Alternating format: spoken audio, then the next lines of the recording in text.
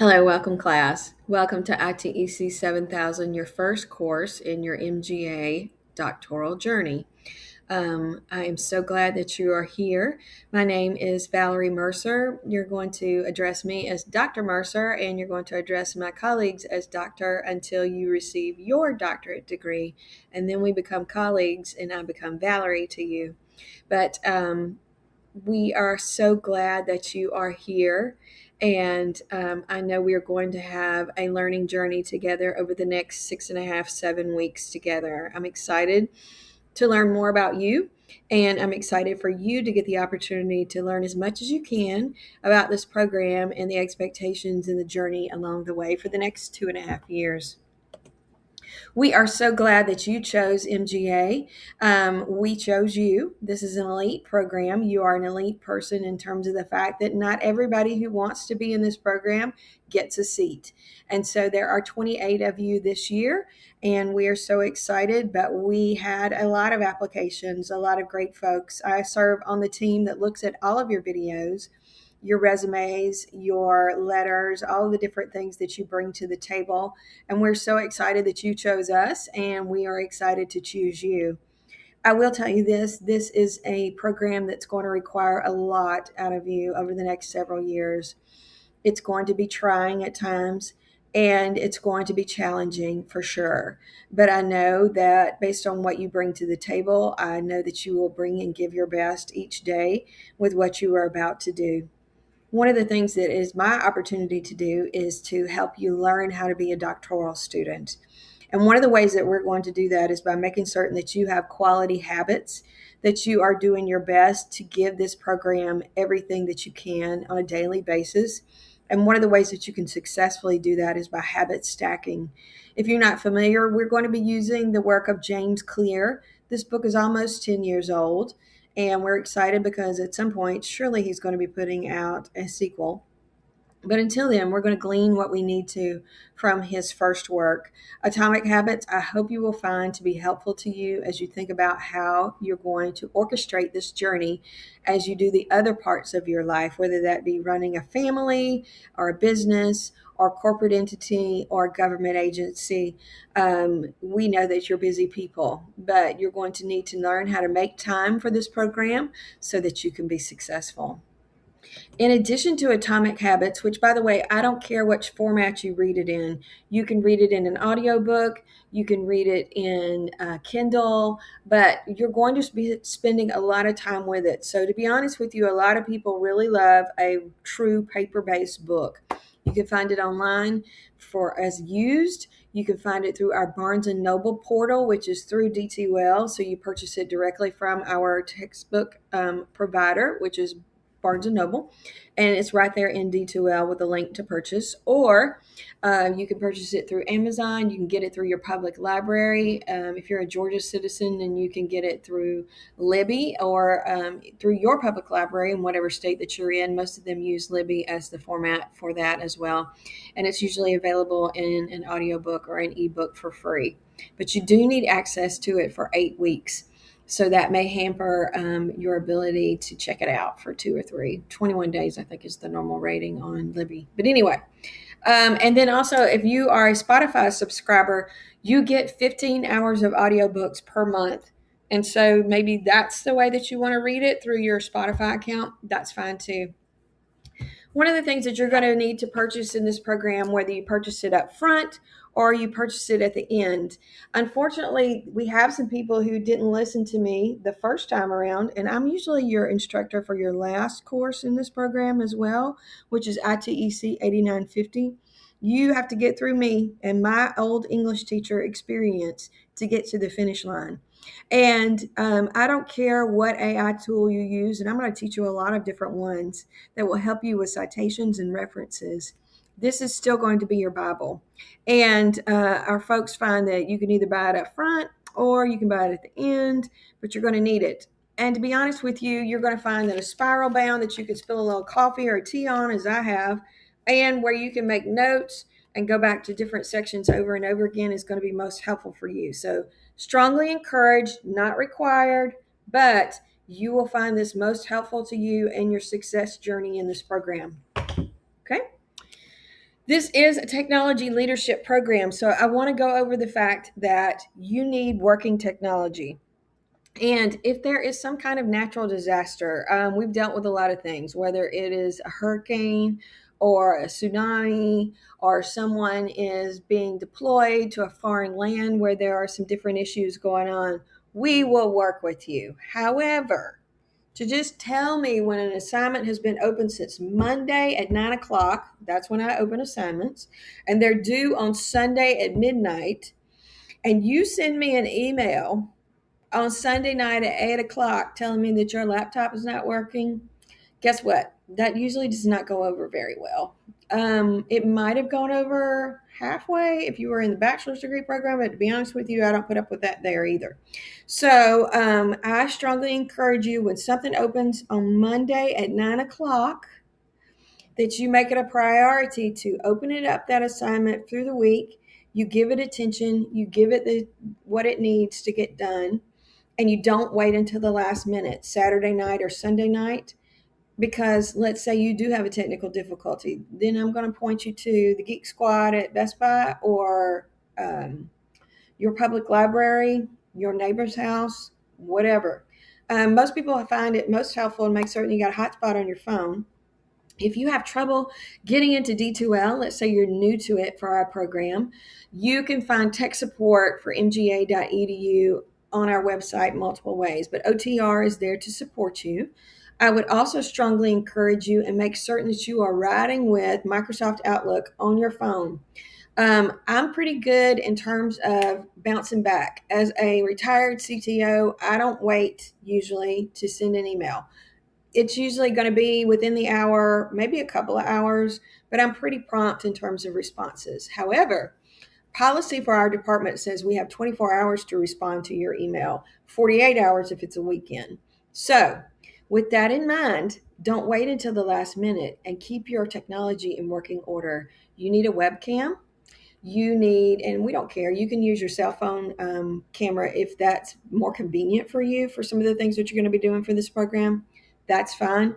But don't tell me that you couldn't get the work done because you didn't have access to a webcam, because you live near a public library, I bet, and they've got some Chromebooks for checkout or something that you could be using. So, technology leadership degree, making certain that the technology that you have is working. This is a part of the syllabus, but I want to go over some specifics of it. We will do 2 discussions with replies that you are required to do in the discussion. Read the directions carefully. And then we're going to do a journal entry series. You need this journal throughout this program. You will use it in at least 5 courses. Let me see if I can get my hand up there right. Okay. Because 4 of the courses are with me, and I use the journal in each of them. I don't use it very much in strategic planning 7230, but for the other ones that you have with me, you will definitely be journaling. You need that journal to analyze in your qualitative research course with Dr. Kimberly Lingelbach. And if you email me or call me to say, Dr. Mercer, can you tell me where my journal is? Then we're going to have such a lovely little laugh about that and talk about this video where I reminded you that you're going to need that journal throughout the program. Do you want to use pen and paper? That's fine. Do you want to have a running Word document or a running Google Doc? That's fine. Do you want to have a Day One, which is another journaling tool that's out there? Different products are available for you for free or for very low cost. I don't care.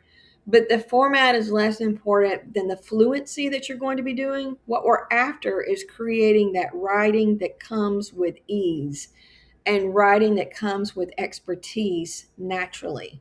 I can't do that if you are relying on artificial intelligence to do the writing for you. And so there's no better expert about you than you. And so you're going to need to make certain that you're doing the writing. In addition to that, we have a professional identity essay that is based on what happens in medical school. One of the first assignments that medical school students do is a professional identity essay. We do something very similar. It's 10% of your grade. I'll talk about that more in a minute. But in the meantime, 20% of your grade is going to be residency. and you need to make plans to be here for Residency 1. It is a requirement of this program.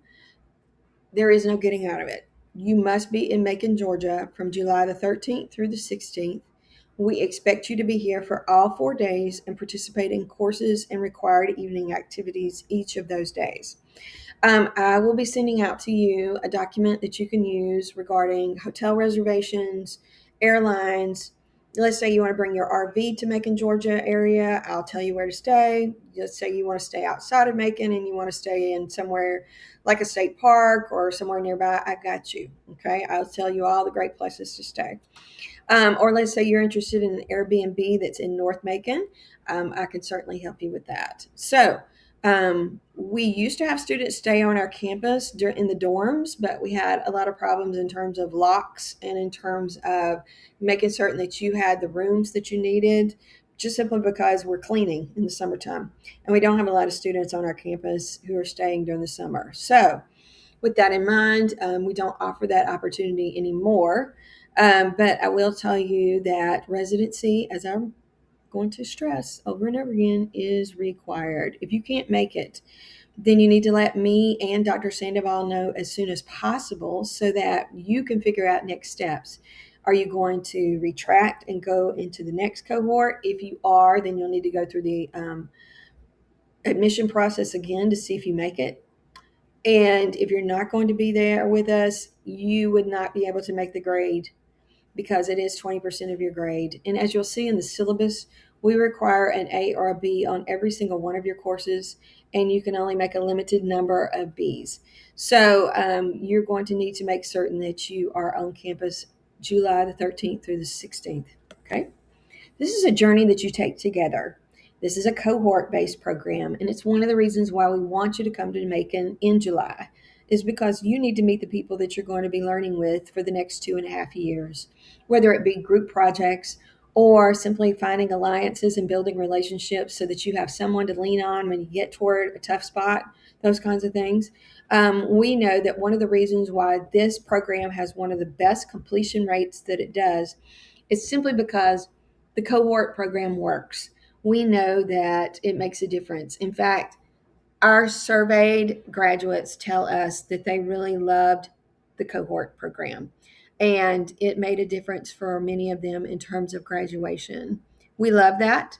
But you're going to spend time together in class from 9 a.m. to 4 p.m. each day.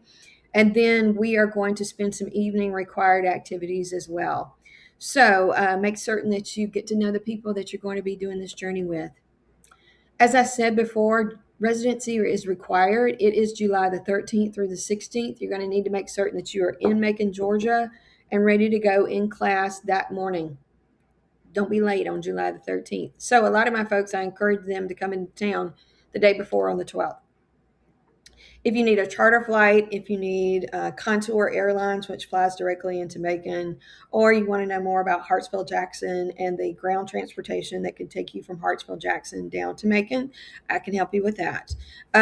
But your responsibility is your stay that week as well as your transportation. MGA will not be providing that for you. So those are your opportunities. And I will do my best to assist you. If you have family that you're going to be bringing that week, hooray, great. But you're going to be in class.